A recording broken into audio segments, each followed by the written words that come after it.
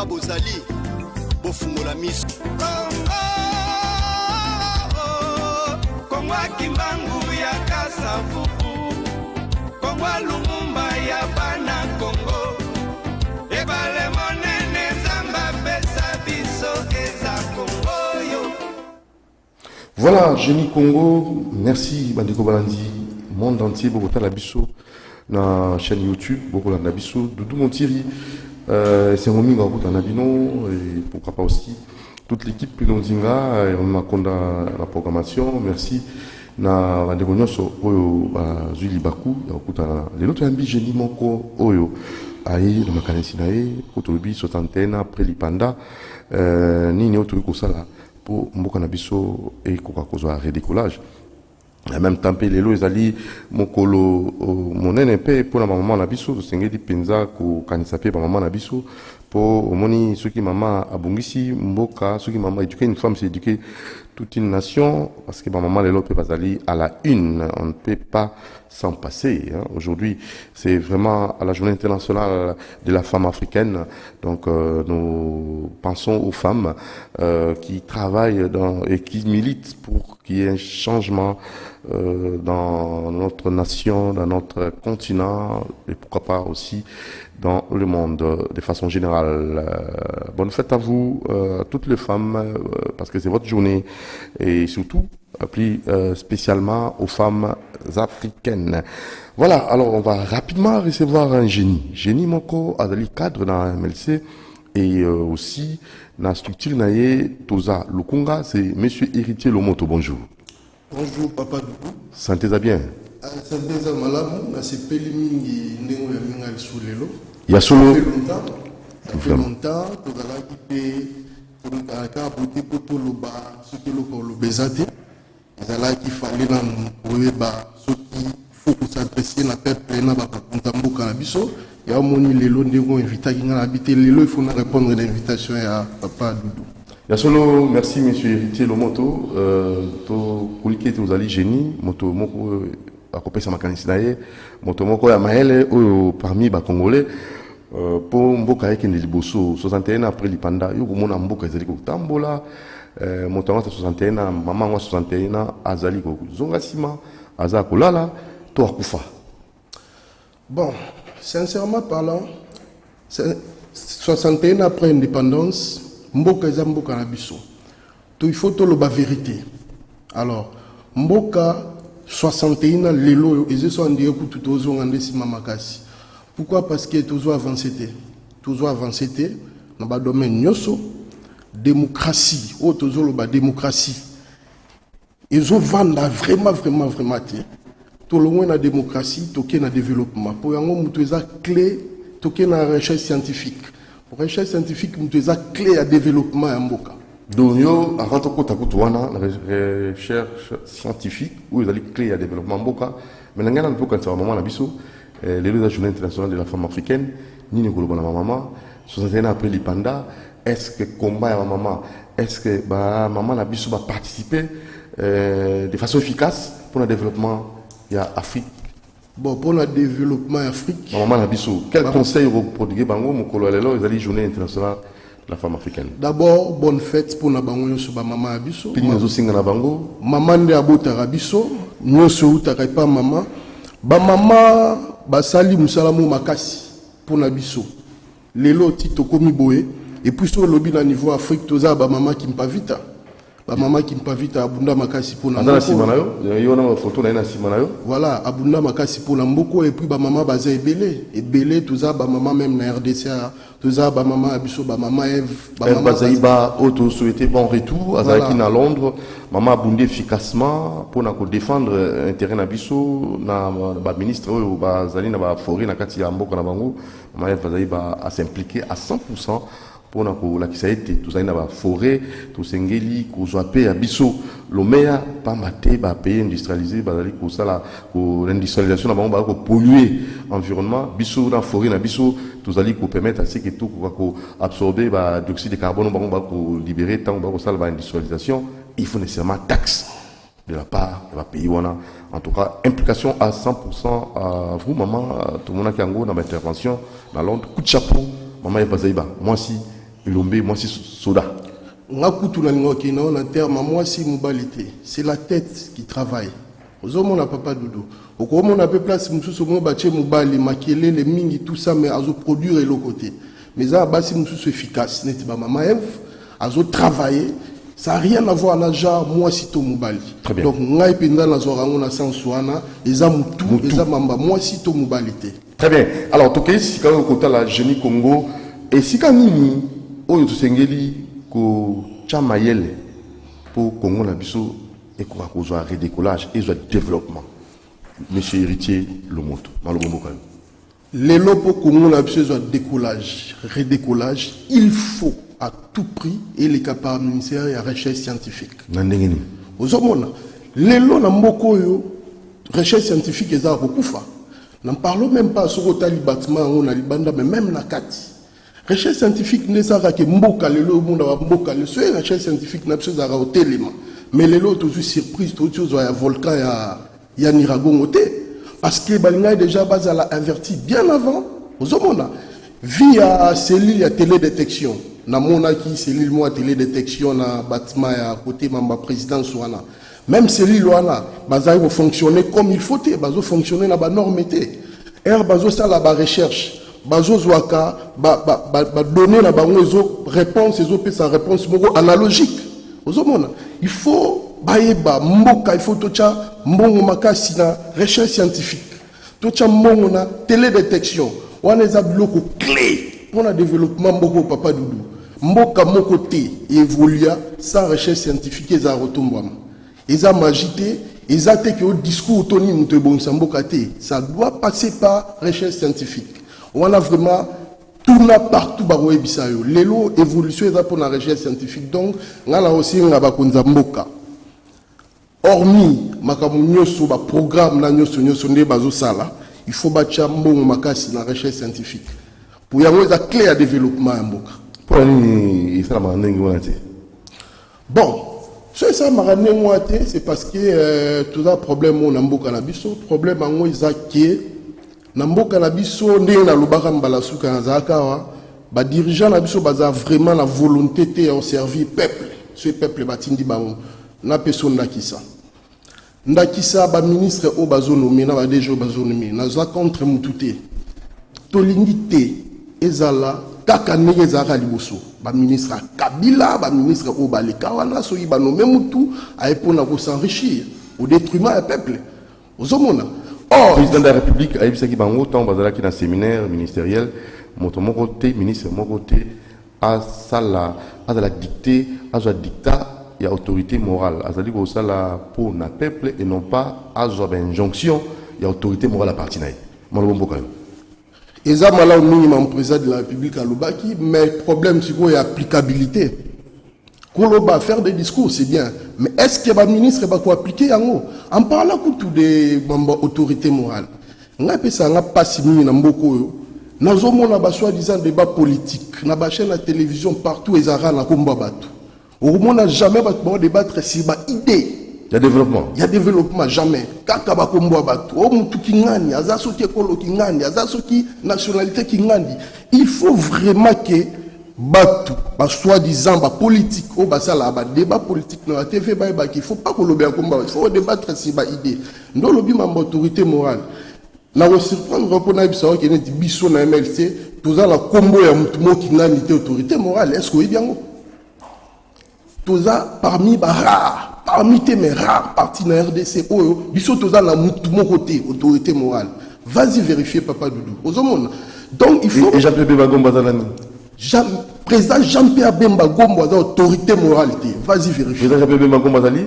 Azali, autorité morale. Azali, simple président à MLC. Président à MLC. Ils sont tous dans mon côté, autorité morale. Différence sur ça même, ils sont à partir de nous, débat et tourna mini autour de la idée. Idée, développement, mboka et tout le reste. Est-ce que c'est contre le Banini, 61 après, le parti politique jouera le moté pour la formation, il y a cadre, formation, il y a militants, il y a membres du parti politique. Sincèrement, débat, où ils allaient centraliser, ils allaient côté la carte moto, pointer la moto, en lieu de place de développement. Sincèrement, le baiser solo, dès le 61 la parti politique évolué dans le cadre de la formation à membres et sympathisants pour le développement. Pour le développement évolué même pour la MLC. MLC, pas plus tard qu'il y a 2 semaines passées, je pense, avec le président interfédéral, Papa Valentin, honorable Valentin Guérengo, toutes choses à la formation, et puis ils ont continué, sur le développement, bien sûr, sur le développement, l'idéologie, comment gérer le pays et tout le reste. Et ça a été que besoin militant la bino, bolokoti batwanzela bobo tindi banka boneti bamboa, baki do finga ba responsable na ba TV, ba sala ba bo mboko ezo continuer ozonga sima. Ozomona, ezozonga sima alors, yango tozolo babiso tozolo baboy. Cette fois-ci, ndenge gouvernement oyo président Ache. Oui, comme bien ba warrior, c'est bon. Mais impact est visible dans le terrain. Est visible dans la case na MLC bozali na ba ministère pe. Le ministère de l'Environnement, VPM, Mama Eva Saïba, Azali Koukamba, ministère de l'Environnement et Développement Durable, ils ont la santé, ministre de la Santé, ils appellent un vice-ministre de l'Intérieur, non? Bon, pour Nana Lazo répondre, vas-y vérifier, ministre Nyosu MLC. Niveau à tout là qui m'a kambuka, na ta o mukete aux alango, na niveau makambuko misiko. Vas-y vérifier, aux journalistes d'investigation. Biso c'est le travail, Papa Doudou. MLC c'est parti moi batumi bamona ona musika. Nous c'est le travail. Biso a raté au monde nga kutuné dans abo so na tangi comment moi quelques bateaux za pour na illustrer par exemple. Biso tolinga débat sur idée, sur le travail. Ba kombo batuté. Problème mo pesana au moni batu pe bazo de bisoté pour na neti mamba ba détournement ba ministre bazo détournera. Batu bazo de bisopété za ba pasteur par exemple. Pasteur, pourquoi? Donc, 61 après, rôle, il y a l'église. Est-ce qu'il joue un rôle pour le développement? Bazan un rôle pédagogique, est-ce qu'il va jouer un mot? Va jouer un mot pas comme il faut. J'ai rien contre les pasteurs, je suis un chrétien pratiquant, mais il faut qu'on se le dise que le pasteur va jouer un rôle dans pédagogique. Pourquoi? Parce que, n'a pas ce exemple, ministre mo boyebi assemblée à l'église là, to DG mo boyebi assemblée à l'église là.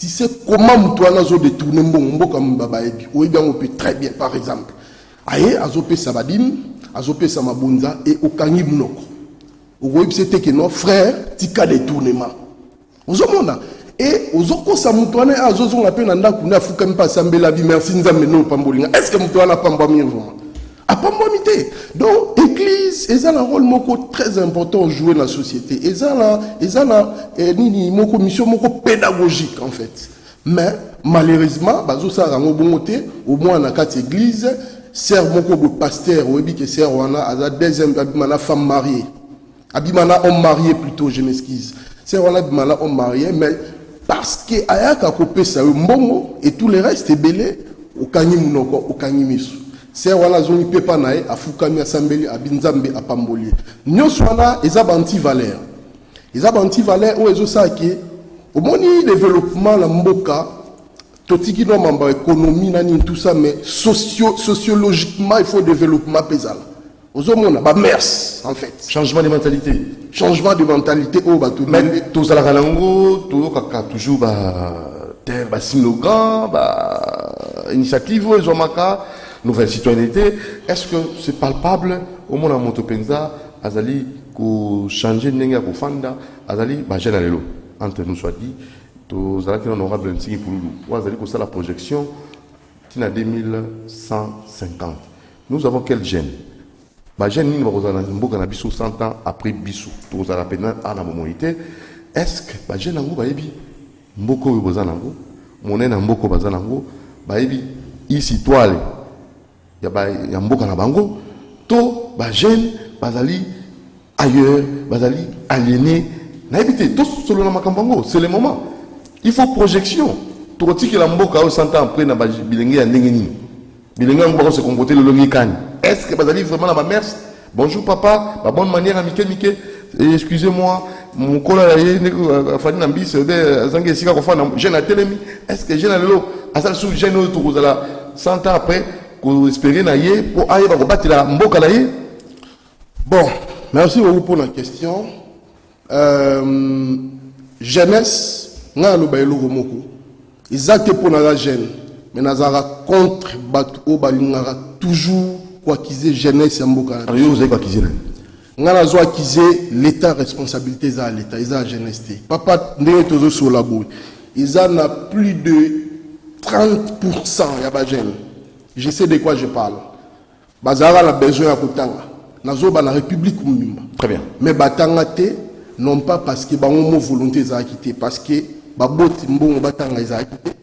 Ye moko pa bundia meki simbité. Ozomona mutu osolana ye mo mutu naturellement il est très intelligent. Mais malheureusement, la qualité pour mbongo ça a été. Bon, et après tout ça, bah jeune wana, bah se retrouver dans une situation moboué, oyo alarmant en fait. Na ko baneti par exemple, bah bon qui bon mbo ndezo autres bobotika biso ba otoki na so par exemple na kuluna. Biso otoki ça labo. Est-ce que faut ça bah jeune wana? Est-ce que pour ce qui pauvreté zali, ceux qui m'a compris zalité, il faut nécessairement éducation à moi na to elengi moko conscience na pousser na ko ça kama be. Bon, papa Doudou, peut-être qu'on a notre vandia, ou ebi place la fin du mois, qu'on soit 100 francs pour son bali polia. Si on s'est retrouvé dans le cas de Moutoumrobo Oyo, à ebi computer bandara pia soukarapi. Pourquoi ils ont faute, n'a été faute à Mboka. Mboka, il y a une politique, moi, il y a bien été. En parlant des révolutions de modernité, non, le bac est révolution de la changement de mentalité et tout le reste.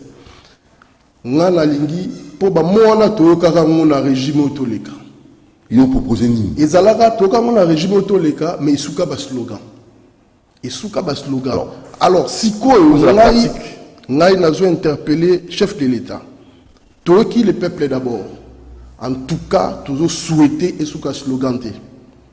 Zomon, et sous slogan pour Erosala, bah moi on est sur la valeur té. Boye na momo ko boye bimisi après sur les plans pratiques. Mais gratuité enseignement. Bon, gratuité enseignement. Sincèrement parlant, tu es makambu o écouter nango mukunzambo kaza makanisa bien, mais eza batunde balinga kité. Tu es makambu to tanga komba bato te bakamune écoutani nango na bambongo bato bazwaki en tout cas sincèrement parlant, sur le cas ta paramo au mwana na ya tanga na école wana, je pense pas vraiment qu'ils a vraiment effectif, je pense pas. Mais il faut tout soutenir yango. Et comme vraiment effectif et vous allez bien. Est-ce que le programme national, le programme d'ambition enseignement, il que vous permettre de bilinguer à tout le temps, initiative, il y a développement, bongo, il y a auto instruire, en fait, qu'on soit développement, qu'on soit invention, parce que vous avez insisté sur la recherche scientifique. Est-ce que est-ce qu'il ne faut pas une réforme à niveau du programme national d'ambition? Tout ça pour une ambition va tenir de l'air en le place. Il y a pratique. L'autre fois, j'avais reçu dans Génie Congo un jeune étudiant, élève à Saliba charbon bio. Makala, oizo uta naba déchets, naba ordures. Makala wana à côté Kango, ils ont pour permettre l'environnement, ils ont la CENI. Voilà un jeune à une initiative wana. Makala bio, charbon bio. Talent il est-ce que le programme a réformer en côté? Oui, réforme, mais il faut salement. Mais réforme, mais il faut salement. Sur le plan texte, mais c'est quoi applicabilité? On a appelé ce exemple, INPP. Normalement, dans INPP, il fallait ba frais, il y a ba formation, ba primo raisonnable. Pour les jeunes news, ou a raté qu'au temps à l'université ou quoi que ce soit, à Kendekuna. Mais est-ce que j'aime mieux son daza sur la possibilité qu'il y ait INPP aux assires? Parce que vous bazar trop cher. Donc nous sommes responsabilité à l'État. L'État a papa, a maman, il y a population. Vous avez papa na maman na ndaku. Bosali bozo bo encadrer banati. Bosali politique monter na ndaku pour ba base bien éduqué. Ndaku nous ozani. Merci beaucoup. Vous allez comme la souka presque la pêche 5 minutes. Dans 5 minutes. Dans 5 minutes, en tant que génie du jour, monsieur Héritier Lomoto, cadre MLC, puis l'association Debout, Toza Lukung, excusez-moi, 5 minutes, ni nous na ni bassin comme ça. Parce que tu as pour ça, le décollage en Mokana Bisso, et nous sommes appelés les gars dans l'élection. Comportement, nous sommes comme ça. Ndegeni, tant que pour député, tant que pour Moto Songolo, pour Kamba Bango. Pe okoyebisa nini na bakanga mboka Mwana Maloba, Souka, 5 minutes.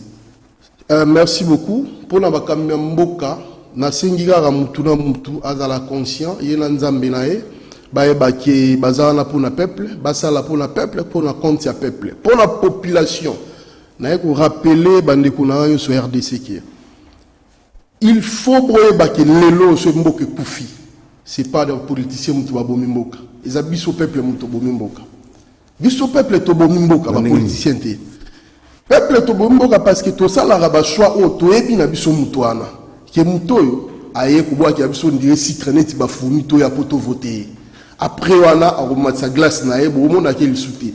Calamité na katikata 2022 bazonga so ba papa social. Ta yango population ta yango avenir destin mboka za maboko na bino. Bozongisa ba venturiété. Boye ba clé à développement mboka clé à maramio faisait pas la bino pas la politicien. So bino bo voter bango te. Encore jamais likolo po basa biso ba ventir ne ba sala sikoyo ko la ba poste ba mbongo et tout le reste ba bosse même batinda ba kuna. En tout cas, merci mingi na batno so balandi biso. Merci mingi papa Doudou Neo ya minga lisusu lelo invitation au Robert nga lisusu na umela souté na oya héritier Lomoto toza lukunga nini yo moko ozosala pour Congo et son développement. Na toza lukunga osala kanini osali nini na toza lukunga. Ba réalisation bosali pour tout ce qui s'appelle pour yo moko za nanu au prêcher un exemple. En lui place pour talaba sous. OK, merci beaucoup. Bisomon na toza lukunga en tout cas en termes matériel pour finance sincèrement non to salelo wa malongate mais tozali ko sala travail moko pédagogique du jour au jour na ba commune nyoso ya lukunga bozolo banini voilà bozote ya nini tozo conscientiser ba jeune na nini pona koyeba kotanga classe malamu ça veut dire à quelle classe à qui ma classe te aluka pe sa branchement te aluka diplôme te azwa des connaissances ya science tozo sala ngo presque to sali on ba place belé tozo conscientiser ba jeune et malembe ba jeune tozo conscientiser bazo se joindre na biso tozo luka so neni to sala pro to kene na on en terme moko ya luka so ko sala formation biso mo direct na ba jeune wana genre centre de formation peu ba neni to ko encadrer bango mutu asali a komi ata mécanicien bo former a komi ata couturier et tout ozomona pour ça qui non po toza pe ana pona ko soutenir mboka papa Doudou ozomona toza ka te pona koya ko lobaka non toza pona soutenir mboka muke o biso to ko sala wala ba jeune o to conscientiser mususu o batanga déjà bazo changer ba o batanga te bazo se joindre la biso malem beto lugato formé ba on a ba couture na ba mécanique asilisi ake afungoli mo eloko na e on sunga pe mboka na niveau na biso tozo sala yango wana. Merci monsieur Héritier Lomoto cadre de mouvement de libération du Congo et aussi coordonnateur de la structure Toza Lukunga. À la prochaine occasion. Merci beaucoup papa Doudou. Merci na Bruno Nzinga, merci na bande konyoso basungi biso pour la makambo qui indépendant liboso, merci na Romain Makonda. Nous on tire à Pessino, merci. Rendez-vous très prochainement. Dans le même numéro, vous pouvez la biso, plus 243 89 61 52 634. Génie Congo, toujours le développement, toujours à moto. Na maele nae, avec au pesa makanisi pour Congo et Kenil Bosso. En lieu place, il y a pas discours, il y a pas débat stérile, où ils ont voté le monter. Allez, vous tirez madame. Ciao.